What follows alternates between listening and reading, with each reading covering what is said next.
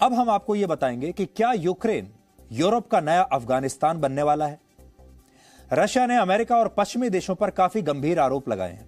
Russia ने कहा है कि अमेरिका इस युद्ध में यूक्रेन की सेना की मदद कर रहा है और पिछले 13 दिनों में वो यूक्रेन को 500 से ज्यादा स्टिंगर मिसाइल्स दे चुका है। इसके अलावा जर्मनी ने भी 500, नीदरलैंड्स ने 200 और बाकी दूसरे नेटो देशों ने 700 स्टिंगर मिसाइल्स यूक्रेन को दी हैं।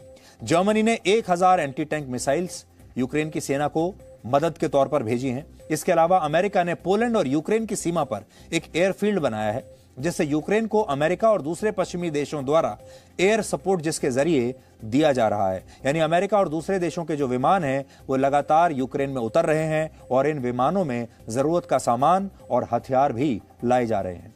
अमेरिका के विदेश मंत्री एंटनी ब्लिंकन खुद पोलैंड और यूक्रेन सीमा पर यूक्रेन के विदेश मंत्री से अभी मिलने गए थे। मैं उस दिन वहीं था और मैंने ये सारी बैठक को देखा और अमेरिका और नेटो देश यूक्रेन में वही सब कर रहे हैं जो उन्होंने एक समय अफगानिस्तान में जाकर किया था। अब देखिए इस तस्वीर को जब आप देखेंगे, अमेरिका के विदेश मंत्री यूक्रेन के विदेश मंत्री को एक तरीके से उत्साहित कर रहे हैं और कह रहे हैं कि जो कर रहे हो करते रहो, हम तुम्हारे पीछे खड़े हैं और चिंता की कोई बात नहीं है, हम तुम्हें हथियार देते रहेंगे। यही काम अमेरिका ने अफगानिस्तान में किया था और दुनिया के और बड़े बड़े देशों में किया था और उन्हें खंडर बनाकर छोड़ दिया। यानी जिस तरह इन देशों ने अफगानिस्तान में सोवियत संघ और सोवियत रूस को हराने के लिए, उसे अस्थिर करने के लिए जो काम किया था, ठीक उसी तरह आज ये सारे देश अंतर्राष्ट्रीय मंचों पर शांति और लोकतंत्र की बात कर रहे हैं, लेकिन साथ ही यूक्रेन को हथियार भेजकर इस युद्ध की आग को भी और भड़का रहे हैं। यूक्रेन आज इस बात को समझ नहीं रहा कि अभी ये सारे देश उससे कह रहे हैं कि तुम लड़ते रहो, और जब वो लड़ते लड़ते नष्ट हो जाएगा तब ये सारे देश अचानक से उसका समर्थन करना छोड़ देंगे और उसे अकेला छोड़ देंगे। 80 के दशक में जब अफगानिस्तान में सोवियत संघ का नियंत्रण था और वहां के मुजाहिदीन संगठन उसकी सेना के खिलाफ लड़ाई लड़ रहे थे, तब भी अमेरिका और नेटो देशों ने इसी तरह से उनकी मदद की थी। अमेरिका ने उस समय मुजाहिदीन संगठनों को यही स्टिंगर मिसाइल्स देकर सोवियत संघ को हराने के लिए युद्ध के लिए भड़काया था और तब तालिबान के मुजाहिदीन इन मिसाइलों से सोवियत संघ के विमानों को आसानी से मार गिराते थे, हेलीकॉप्टर्स को मार गिराते थे। और आज भी अमेरिका यूक्रेन में यही कर रहा है।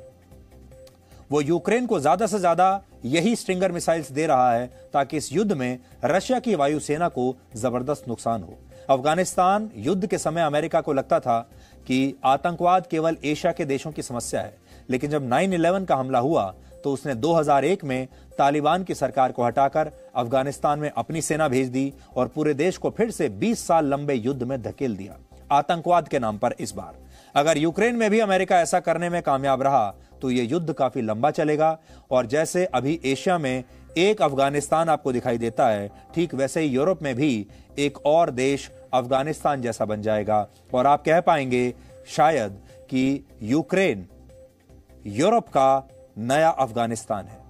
आज इन दोनों देशों में अस्थिरता और डर का माहौल है और दोनों देशों के नागरिक दुनिया में शरणार्थी बनने पर मजबूर हैं, यानी यूक्रेन के लोग भी और अफगानिस्तान के लोग भी।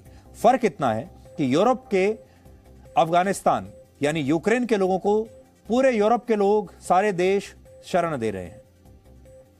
यानी जो यूरोप का जो अफगानिस्तान है, यूक्रेन, उसे सब लोग वहां के लोगों को हाथों हाथ ले रहे हैं, लेकिन एशिया के अफगानिस्तान को किसी ने मदद नहीं की, क्योंकि एशिया के अफगानिस्तान में नीली आंखों वाले और भूरे बाल वाले यूरोपियन लोग नहीं रहते, अंग्रेजी बोलने वाले क्रिश्चियंस नहीं रहते, उनकी गोरी चमड़ी नहीं है, इसलिए उन्हें किसी भी देश ने स्वीकार नहीं किया। पिछले 13 दिनों में यूक्रेन के 20 लाख नागरिक यूरोप के अलग अलग देशों में शरण ले चुके हैं। सोचिए 20 लाख, जबकि पिछले एक साल में अफगानिस्तान के मुश्किल से 3 लाख लोगों को भी दुनिया भर के देशों में, पूरी दुनिया में शरण नहीं मिल पाई है। Presenting B News app available on Google Play and App Store. Download it now.